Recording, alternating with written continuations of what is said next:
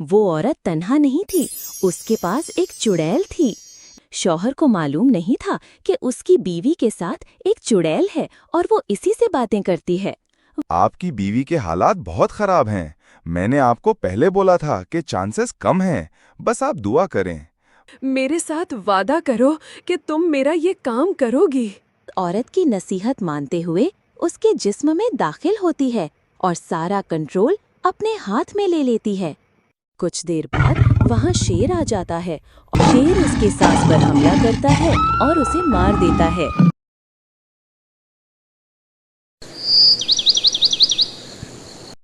ये उस वक्त की बात है जब एक गांव के एक छोटे से घर में एक मियाँ बीवी रहते थे। वो औरत तन्हा नहीं थी, उसके पास एक चुड़ैल थी। जब भी इस औरत को किसी मदद की जरूरत होती, वो चुड़ैल को बुलाती और वो फौरन हाजिर हो जाती। वो चुड़ैल उसके सारे घर के काम खुशी खुशी कर देती। इसी घर में उस औरत की सास रहा करती थी। सास और बहू में अक्सर झगड़ा रहता था। जब वो औरत हवा में बातें करती तो शौहर को शक होता कि ये किससे बात कर रही है। शौहर को मालूम नहीं था कि उसकी बीवी के साथ एक चुड़ैल है और वो इसी से बातें करती है। वक्त यूं ही गुजरता रहा। एक दिन वो औरत सख्त बीमार हो गई। शौहर उसे अस्पताल ले गया, जहां उसका ऑपरेशन हुआ। शौहर बाहर बेचैनी से इंतजार करता रहा। काफी वक्त गुजरने के बाद डॉक्टर ऑपरेशन थिएटर से बाहर आया और बोला, मुबारक हो, आपका बेटा हुआ है। लेकिन डॉक्टर साहब, लेकिन क्या? और कुछ तो बोलें। मेरे बीवी और बच्चे तो ठीक है ना? आप बोले ना, क्या मसला है? आपकी बीवी के हालात बहुत खराब हैं। मैंने आपको पहले बोला था कि चांसेस कम हैं, बस आप दुआ करें। मगर आपका बेटा हुआ है, वो बहुत प्यारा है। जब आदमी ये बात सुनता है तो वो बहुत गमगीन हो जाता है और डॉक्टर से कहता है, डॉक्टर साहब, जितना खर्चा आता है मैं दूंगा, लेकिन आप अपनी मेहनत करें। मेरी सिर्फ ये एक बीवी है। अगर इसको कुछ हो गया तो मेरे बच्चे का ख्याल कौन रखेगा? ठीक है भाई, हमसे जितना होगा हम कोशिश करेंगे। उसकी हालत फिलहाल बहुत खराब है, चांसेस बहुत कम हैं, लेकिन हम फिर भी अपनी कोशिश करेंगे। जब ये सब बातें हो रही थीं, तब वो चुड़ैल जो औरत के साथ रहती थी वहां आ गई।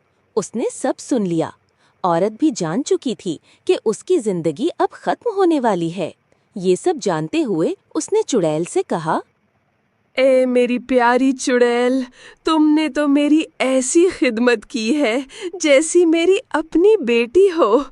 लेकिन तुम मुझे अपनी बेटी से ज्यादा अजीज हो।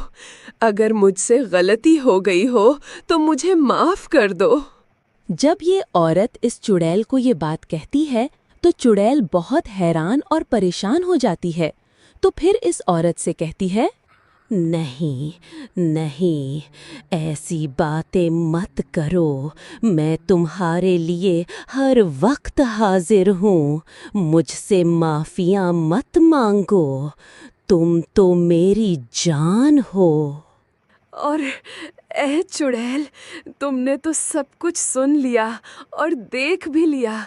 जैसा कि मुझे डॉक्टर ने पहले बोला था कि इस ऑपरेशन में बचने के बहुत कम चांसेस हैं। मुझे ये महसूस हो रहा है कि मेरी ये आखिरी बातें हैं तुम्हारे साथ। मैं तुम्हें सिर्फ एक नसीहत करना चाहती हूँ और मेरा ये काम सिर्फ तुम करोगी, क्योंकि मेरा और कोई नहीं है। एक तुम थी जो मेरा हर काम करती थी। मैं तुम्हारा एक एहसान भी नहीं भुला सकती।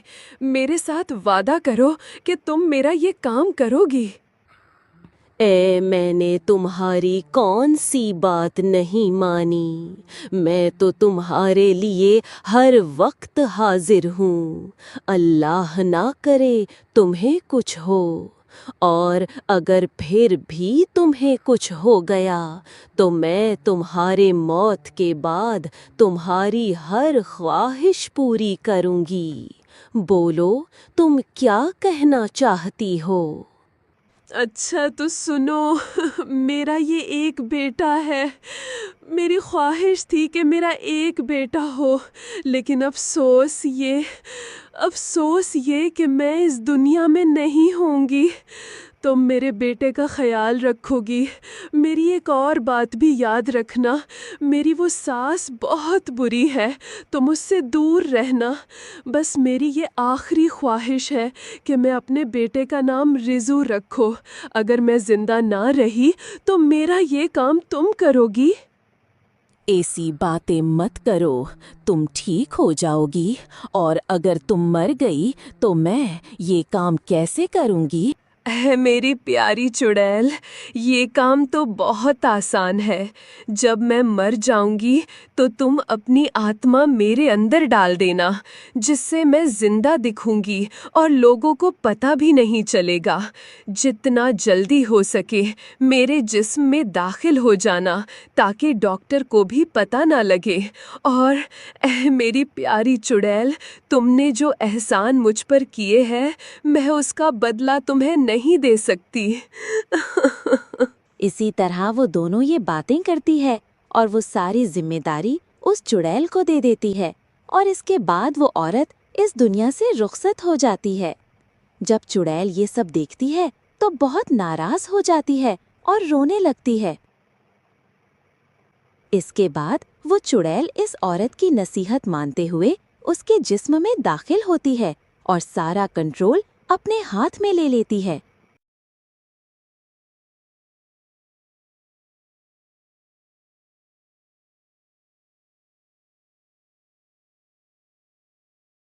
हाय हाय, मुझे तो बहुत बड़ी जिम्मेदारी सौंपी गई है।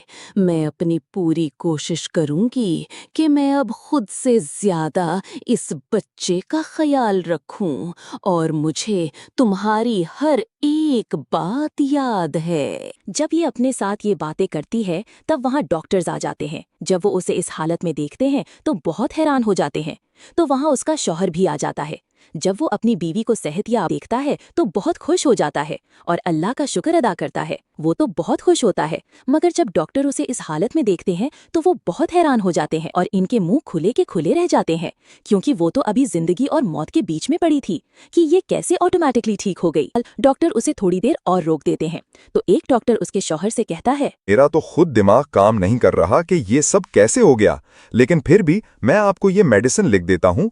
आप ये मेडिसिन ले लो और अपनी बीवी को ये दवाइयाँ दिया करो। और आपकी बीवी अब बिल्कुल ठीक है, अब आप उसको घर ले जा सकते हैं। ठीक है डॉक्टर साहब, मैं ये मेडिसिन ले लूंगा। और आपका बहुत बहुत शुक्रिया जो आपने मेरी बीवी की जान बचाई और मुझे तसल्ली भी दी।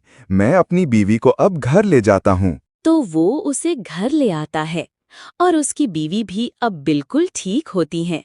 तो फिर शौहर अपनी बीवी से कहता है, ए मेरी प्यारी बीवी, तुम अब कैसी हो और तुम्हारी तबीयत कैसी है? और ये बच्चा अब ठीक है? और दवाइयों से कुछ गुजारा हुआ कि नहीं? हाँ, शुक्र है, अब मैं ठीक हूँ और ये बच्चा भी ठीक है। अच्छा अच्छा, चलो शुक्र है कि अब तुम ठीक हो। ये तो तुम्हारी खुशकिस्मती है, क्योंकि इस ऑपरेशन में हमें पहले ही कहा था कि चांसेस कम हैं, लेकिन शुक्र है तुम अब ठीक हो। ये तो तुम्हारी खुशकिस्मती है, क्योंकि इस ऑपरेशन में हमें पहले ही कहा था कि चांसेस कम हैं, लेकिन शुक्र है तुम अब ठीक हो। तो इसका नाम सुल्तान सोचा है। ये नाम बड़ा अच्छा लगेगा। फिर भी अगर तुम्हें कोई नाम पसंद है तो बता दो। मेरे ख्याल में तो सुल्तान ही अच्छा नाम है। अगर तुम्हें कोई और नाम अच्छा लगता है तो बता दो, तो हम वो नाम रख लेंगे। ये सुल्तान नाम भी बड़ा अच्छा है, लेकिन मैंने पहले से इसका नाम रिजो सोचा था। रिजो नाम मुझे पहले से अच्छा लगता है। अगर तुम्हें पसंद है तो आज के बाद हम उसे रिजो कहेंगे। चलो ठीक है, अगर तुम्हें ये रिजो नाम पसंद है तो ये सबसे अच्छा नाम है। बस यही नाम रख लेंगे। अगर तुम्हें पसंद है तो मुझे भी पसंद है। बस ठीक है, आज के बाद हम उसे रिजो नाम कहेंगे।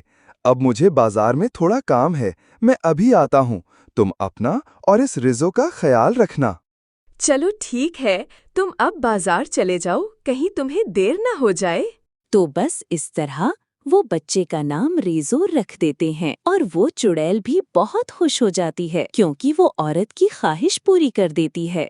तो इसमें उसका शौहर कहीं बाहर चला जाता है। जब वो चला जाता है तो फिर वो औरत अपने साथ बोलती है, ये तो मैंने बहुत बड़ा काम कर दिया कि मैंने अपनी मालकन की ख्वाहिश पूरी कर दी और मैं कोशिश करूंगी कि मैं इस बच्चे और अपने शौहर का ख्याल रखूं और मेरे शौहर को पता नहीं है कि मैं एक चुड़ैल हूँ। अगर पता लग गया तो न जाने वो क्या करेगा। वो औरत अपने साथ ये बातें करती है तो इसमें इसकी सास आ जाती है।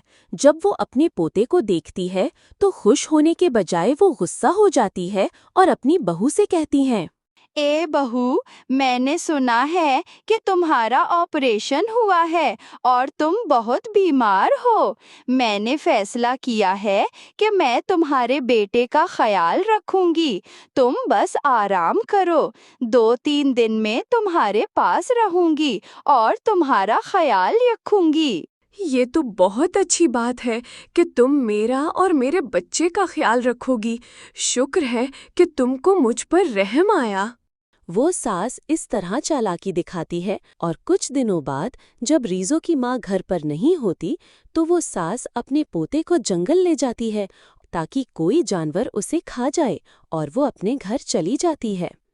कुछ देर बाद वहाँ शेर आ जाता है और जब वो शेर उस बच्चे के करीब आता है तो वहाँ चुड़ैल भी आ जाती है और जादू से उस बच्चे की जगह सास को शेर के सामने लाती है और चुड़ैल सास से कहती है, मैं घर पर नहीं थी तो तुमने रेजो के साथ ये किया। मैंने तुम पर यकीन किया और तुमने मेरे बच्चे को मारने की कोशिश की। मैं तुम्हें इसकी सजा दूंगी। शेर उसके सास पर हमला करता है और उसे मार देता है और वो जादू से अपने घर आ जाते हैं और हंसी खुशी रहने लगते हैं। ऐसे ही और वीडियोस के लिए चैनल को सब्सक्राइब करें। अगर आपको ये वीडियो अच्छा लगा हो तो प्लीज़ चैनल को लाइक, सब्सक्राइब और एक अच्छा सा कमेंट करें। तो मिलते हैं नेक्स्ट वीडियो में। तब तक के लिए अपना बहुत सारा ख्याल रखें।